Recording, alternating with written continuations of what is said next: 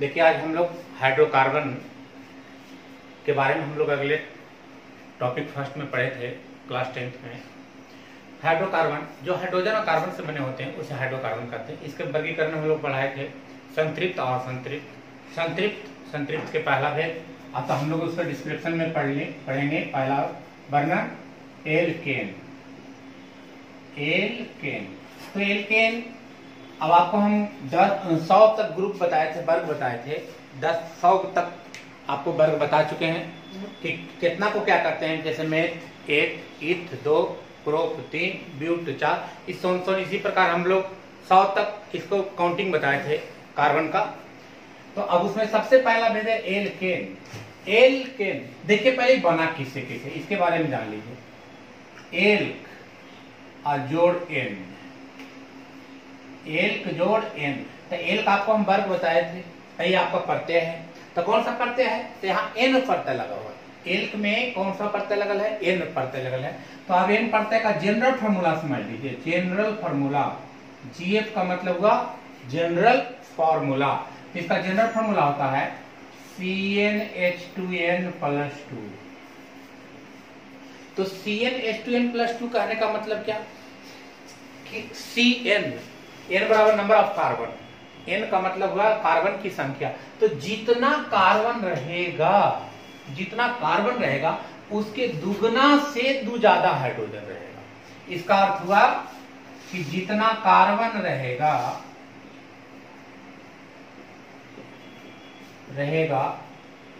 उसके दुगना से दो ज्यादा हाइड्रोजन रहेगा।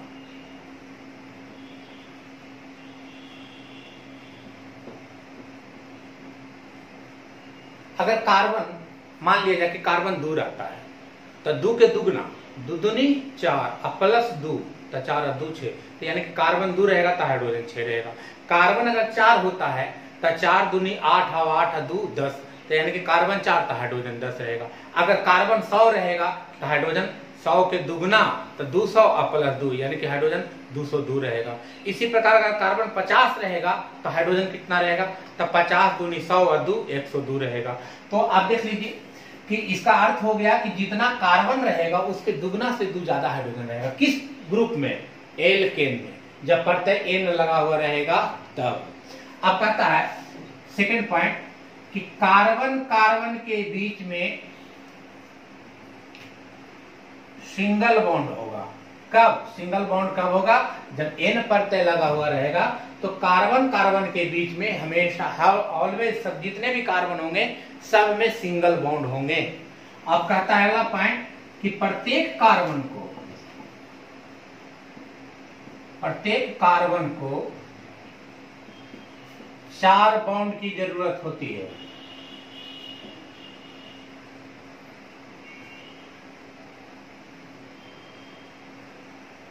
प्रत्येक कार्बन को कितने बॉन्ड की जरूरत होती है? 4 बॉन्ड की जरूरत होती है। अब कार्बन को 4 बॉन्ड की क्यों जरूरत होती है?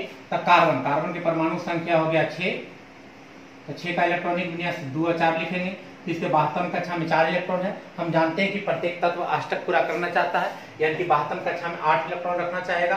तो इसको 8 इलेक्ट्रॉन पूरा करने के लिए इसको 4 इलेक्ट्रॉन और चाहिए। इसका मतलब है कि प्रत्येक वो 4 को साझेदारी करके और अपना 8 बॉन्ड को पूरा करेगा, 8 अष्टक का नियम को पालन करेगा। तो प्रत्येक कार्बन को कितने बॉन्ड चाहिए? 4 बॉन्ड चाहिए। अब जैसे हम ग्रुप में देखिए, अब इसके आधार से आप समझिएगा अच्छी तरह से कि एल्केन जहां भी हाइड्रोकार्बन के 2 भेद, संतृप्त और असंतृप्त, संतृप्त के 1 भेद, वह भेद है कौन? एल्केन। यानी कि एल्क जोड़ एन, एन प्रत्यय लगा हुआ है, एल्क जोड़ एन। अब हम आप लोग को काउंटिंग बताए थे कार्बन में, अगले वीडियो में ही बताए थे काउंटिंग। जैसे पहला है मेथ। अब इसमें कौन प्रत्यय लगाना है? एन प्रत्यय लगाना। एल्केन के भेद बनाने के लिए, एल्केन का भेद बनाने के लिए हर में प्रत्यय एन जोड़ना होगा। तो जैसे पहला है मेथ, तो मेथ में जोड़ दो एन। अब इसको हम लोग पढ़ेंगे क्या? मेथेन। यानी कि हाइड्रोकार्बन का एक, हाइड्रोकार्बन में संतृप्त का यानी संतृप्त में एल्केन का पहला कंपाउंड बन गया मेथेन। तो मेथ का मतलब क्या होता है केमिस्ट्री का? मेथ में कार्बन के काउंटिंग में हम बताए थे कि मेथ का मतलब 1, इथ का मतलब 2, प्रोप का मतलब 3, ब्यूट का मतलब 4, पेंट का मतलब 5, हेक्स का मतलब 6, हेप्ट का मतलब 7, ओक्ट का मतलब 8, नन का मतलब 9 और डेक का मतलब 10। अब प्रत्यय लगल है कौन? n। तब मेथ मतलब होता है क्या? Number of carbon 1। समझिएगा ध्यान से, मेथ का मतलब होता है कार्बन 1 होनी चाहिए, कार्बन की संख्या 1 होनी चाहिए। अब कौन सा प्रत्यय है? n प्रत्यय है। तो n का मतलब हो गया क्या कि जितना कार्बन होगा उसके दुगना से ज्यादा हाइड्रोजन होगा। तो कार्बन 1 तो हाइड्रोजन कितना? तो 1 का दुगना, तो 1 का दुगना 2 और उसमें 2 ज्यादा, तो 1 का दुगना 2 और जोड़ 2, तो यानी कि हाइड्रोजन हो जाएगा 4। तो कार्बन 1 तो हाइड्रोजन कितना हो जाएगा? 4, यानी कि मेथेन का सूत्र हो गया CH4। उसी प्रकार अगर हम कहें इथेन, इथेन, अब देखिए कौन सा प्रत्यय लगा है? n प्रत्यय है। ईथ का मतलब होता है क्या? ईथ का मतलब कार्बन की संख्या 2। तो कार्बन जब 2 होगा तो हाइड्रोजन कितना होगा? तो 2 के दुगना, तो 2 दूनी 4 और जोड़ 2, तो 4 और 2 6, तो हाइड्रोजन हो जाएगा 6। इसी प्रकार मेथेन, मेथेन का मतलब हो गया CH4, इथेन का मतलब C2H6। अब हम कहते हैं प्रोपेन, प्रोपेन, तो प्रोप का मतलब 3, प्रोप का मतलब होता है 3, तो कार्बन 3, तो कार्बन जब 3 होगा, अब यहाँ n प्रत्यय लगा हुआ है, जब किसी में n प्रत्यय लगा हुआ रहेगा तो कार्बन 3, तो 3 के दुगना, तो 3 दूनी 6 और 2 ज्यादा, तो 6 और 2 8, C3H8। ये हो गया आपका अनुसूत्र, ये भी हो गया अनुसूत्र, ये भी हो गया इसका अनुसूत्र। यानी इसी प्रकार हम 10 बना सकते हैं कि नहीं? Methane, ethane, propane, butane, pentane, hexane, octane, नोनेन, decane, तो n प्रत्यय वाला आप 10 इसी प्रकार आप बना सकते हैं। अब इसका संरचना देख लीजिए। अब कहता है कि कार्बन कार्बन के बीच में सिंगल बॉन्ड, तो कार्बन तो यहाँ एक ही बॉन्ड, तो C हो गया। अब अगला कार्बन है नहीं। अब कहता प्रत्येक कार्बन को कितना बॉन्ड चाहिए? 4 बॉन्ड चाहिए। तो 1 बॉन्ड, 2 बॉन्ड, 3 बॉन्ड और 1 4 बॉन्ड, और सब जगह हाइड्रोजन बिठा दीजिए। ये हो गया मेथेन। अब यहां देखिए कार्बन की संख्या 2, यानी कि C bond C, carbon carbon के बीच में सिंगल बॉन्ड, कार्बन कार्बन के बीच में सिंगल बॉन्ड। अब प्रत्येक कार्बन को कितना बॉन्ड चाहिए? 4 बॉन्ड चाहिए प्रत्येक कार्बन। तो देख लीजिए ये पहला कार्बन है, इसको कितना बॉन्ड है? तत्काल 1 बॉन्ड है। इसको कितना घट रहा? 3 घट रहा, तो 1 इधर, 1 इधर, 1 इधर। इसको देख लीजिए, इसको 1 बॉन्ड है, 3 घट रहा है, 1 2 1 3। अब देखिए चारों तरफ से प्रत्येक कार्बन को 4 बॉन्ड है कि नहीं?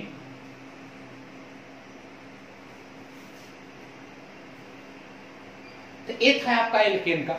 अब इसका अगर हम लोग डॉट स्ट्रक्चर के आधार से समझा देता हूं, समझिए। जैसे अगर हम कहते हैं ब्यूटेन, ब्यूटेन, तो ब्यूट जोड़ n, n प्रत्यय है। n प्रत्यय का मतलब एल्केन का सदस्य हो गया। एल्केन कहने का मतलब संतृप्त का सदस्य हो गया। संतृप्त का कहने का मतलब हाइड्रोकार्बन का सदस्य हो गया। यानी सारे के सारे हाइड्रोकार्बन का भेद है। तो ब्यूट, ब्यूट मतलब होता है 4, तो C4। ब्यूट का मतलब कार्बन की संख्या 4, तो 4 के दुगना, तो 4 दूनी 8 और 2 ज्यादा, तो H हो जाएगा कितना? 8 और 2 10। अब टोटल कार्बन के 4 गो, तो C bond, C bond, C bond, C bond, प्रत्येक कार्बन के बीच में सिंगल बॉन्ड, क्योंकि n प्रत्यय लगा हुआ है, तो n होगा तो कार्बन कार्बन के बीच में सिंगल बॉन्ड। अब प्रत्येक कार्बन को कितना बॉन्ड चाहिए? 4 बॉन्ड चाहिए। तो देख लीजिए इस कार्बन को कितना बॉन्ड है? 1 बॉन्ड है। अभी कार्बन का 1 बॉन्ड है, अभी कितना घट रहा है? तो 3 और घट रहा है, तो 1 2 और 1 3, इसका 4 बॉन्ड पूरा हो गया। अब बीच वाले कार्बन की बात कर रहे हैं। देखिए इस कार्बन को कितना बॉन्ड है? तो 1 बॉन्ड इधर से, 1 बॉन्ड इधर से, यानी कि इसको पास 2 बॉन्ड है। और चाहिए कितना? 4 बॉन्ड, तो 2 तो है, तो घट रहा है 2, तो 1 अप 1 डाउन। अब इस कार्बन पर आइए, इसको भी 2 बॉन्ड है, चाहिए कितना? और 2 बॉन्ड। अब इस कार्बन को आइए, इस कार्बन को 1 बॉन्ड है, चाहिए कितना? 3, 1 2 1 3। अब सब जगह हाइड्रोजन को बिठा दीजिए, देखिए 10 होता है या नहीं?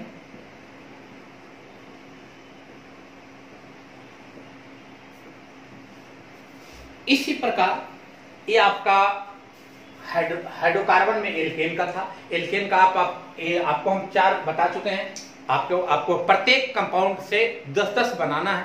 तो butane, pentane, hexane, octane, नोनेन, decane, आप इसको घर में ट्राई करेंगे और जरूर बनेगा ही। अब हम लोग पढ़ेंगे अब इसी का हाइड्रोकार्बन का असंतृप्त में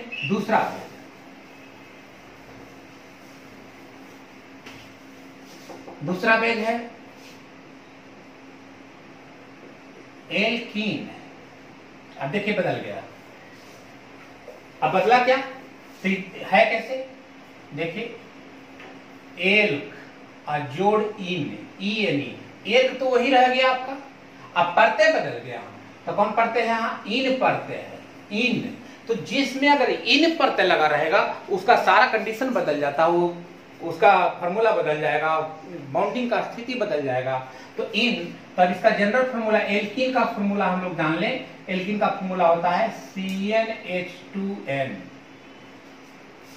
ध्यान देंगे, एल्कीन जहां इन प्रत्यय लगा हुआ है तो इनका फार्मूला होता है CnH2n। इसका कहने का मतलब क्या है कि जितना कार्बन होगा, जितना कार्बन रहेगा उसके दुगना हाइड्रोजन रहेगा। जितना कार्बन रहेगा, कार्बन की संख्या जितनी हो उसके दुगना हाइड्रोजन होगा। यानी कि कार्बन 1 होगा तो हाइड्रोजन 2 होगा, कार्बन 2 होगा तो हाइड्रोजन 4 होगा। लेकिन कार्बन 1 का कंपाउंड नहीं बन पाता है। इसके पीछे कारण है, क्यों, देख लीजिए। अब कहता है कि कार्बन कार्बन के बीच में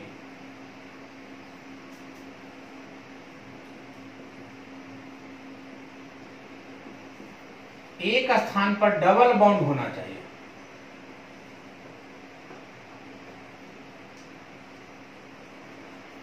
कार्बन कार्बन के बीच में एक जगह पर क्या होना चाहिए, डबल बॉन्ड होना चाहिए। और अगला नियम तो जानते हैं कि प्रत्येक कार्बन को 4 बॉन्ड चाहिए। प्रत्येक कार्बन को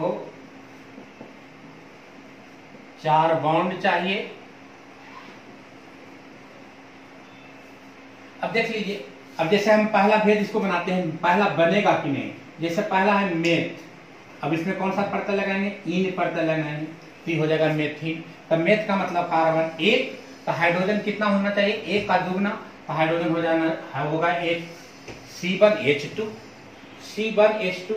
अब यहाँ देखिए डबल बॉन्ड होना चाहिए, कहाँ, कार्बन कार्बन के बीच में डबल बॉन्ड होना चाहिए। अब यहाँ कम से कम डबल बॉन्ड होने के लिए मिनिमम 2 कार्बन चाहिए। यहाँ डबल, यहाँ है कितना कार्बन, 1 कार्बन है, अतः इसमें डबल बॉन्ड का प्रयोग नहीं होगा और ये अपना स्टेप पूरा नहीं करेगा, इसलिए मेथिन इसका बनना संभव नहीं है, अतः ये नहीं बन पाएगा। अब इसके दूसरे भेद में आएंगे, इथिन। कौन सा प्रत्यय लगल है, इन प्रत्यय। तो इत का मतलब 2, जब कार्बन 2 होगा तो हाइड्रोजन कितना हो जाएगा, कार्बन 2, यहाँ n के जगह पर 2 रखेंगे तो 2 2 नहीं 4, यानी हाइड्रोजन 4 हो जाएगा। यानी कि कार्बन के को है, 2 को है। अब देखिए C बॉन्ड C, अब कार्बन कार्बन के बीच में एक जगह तो डबल बॉन्ड चाहिए, तो यहाँ तो डबल बॉन्ड हर हालत में देना होगा आपको।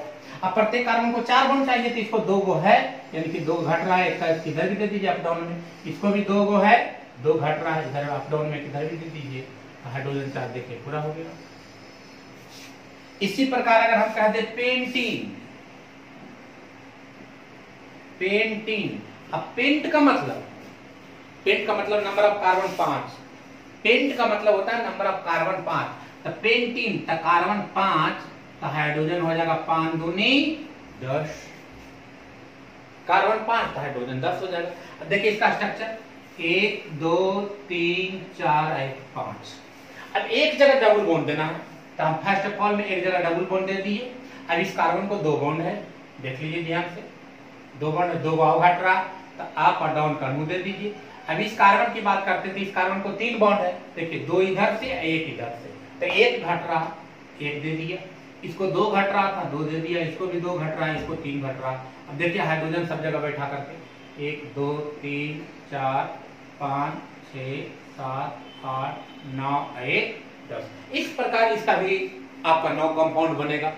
10 तक में 10 नंबर ऑफ कार्बन 10 में एक तो मेथिन बनेगा नहीं। उसी प्रकार आप ethene, propene, butene, pentene, hexene, octene, nonene, decene 10 बन जाना चाहिए। तो ये था आपका दूसरा भेद का क्लासिफिकेशन। तो 10 उसका बनेगा, 9 इसका बनेगा। अब हम लोग हाइड्रोकार्बन का अब आए तीसरा में क्या करता है देखिए ध्यान से। तीसरा भेद है एल्काइन। देखिए प्रत्यय का अंतर होते जा रहा है। अब है एक बना कैसे, तो एल्क जोड़ आइन, बाई यानी प्रत्यय लगा हुआ है। तो जब किसी में बाई यानी प्रत्यय लगा हुआ रहेगा तो इसका जनरल फॉर्मूला हो जाता है CnH2n -2। CnH2n -2 इसका कहने का मतलब क्या हुआ कि जितना कार्बन होगा उसके दुगना से दु कम हाइड्रोजन होगा। दुगना से दु ज्यादा एक में n में, दुगना इन में, और दुगना से दु कम आइन में होगा। तो आइन पर लगा रहेगा तो CnH2n -2 यानी कि दुगना से दु कम जाएगा। तो आप बताइए इसमें भी कार्बन के बीच में एक जगह पर ट्रिपल बॉन्ड होगा, एक स्थान पर ट्रिपल बॉन्ड होगा। तो ट्रिपल बॉन्ड होने के लिए फिर 2 कार्बन कम से कम मिनिमम चाहिए। तो मेथ का इसका भी नहीं बन पाएगा।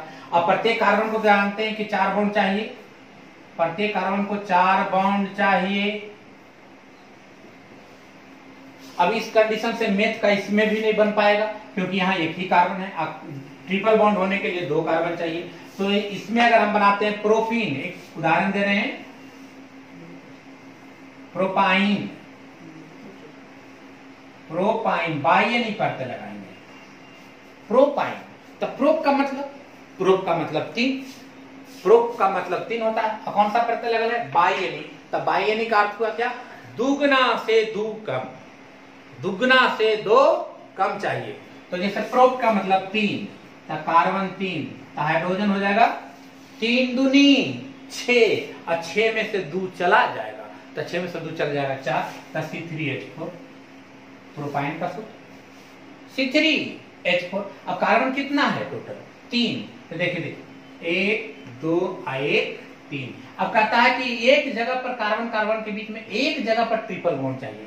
यहाँ ट्रिपल बॉन्ड दे दिया, यहाँ दे दो या यहाँ दे दो, कोई दिक्कत नहीं। फिर हाँ, लेकिन एक बात को याद रखिएगा कि जब भी डबल बॉन्ड और ट्रिपल बॉन्ड दीजिएगा अभी फर्स्ट ऑफ ऑल, तो या तो इधर से फर्स्ट कार्बन के बाद इधर, या तो इधर से लास्ट कार्बन के पहले दीजिएगा। बीच में दीजिएगा तो उसका नाम चेंज हो जाएगा, जो हम लोग अगले टॉपिक में इसके बारे में पढ़ेंगे, नामाकरण उसका नाम है। तो अब यहाँ 3 कार्बन था, एक जगह पर ट्रिपल बॉन्ड दे।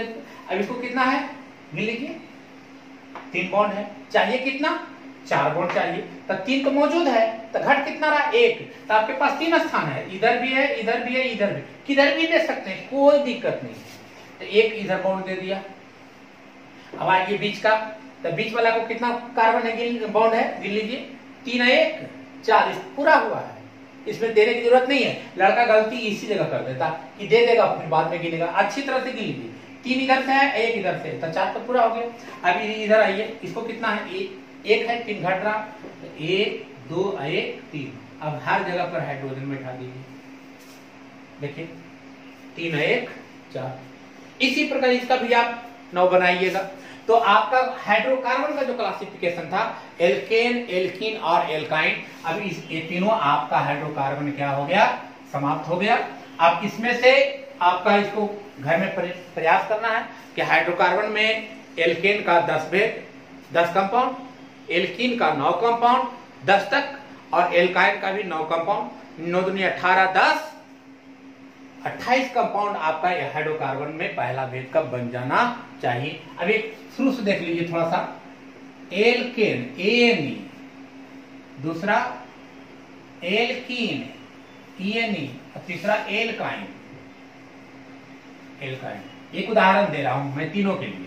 जैसे अगर हम कहते हैं इथेन, तो यहां लिखेंगे इथीन, यहां लिखेंगे इथाइन, यानी कि एन, इन और आइन।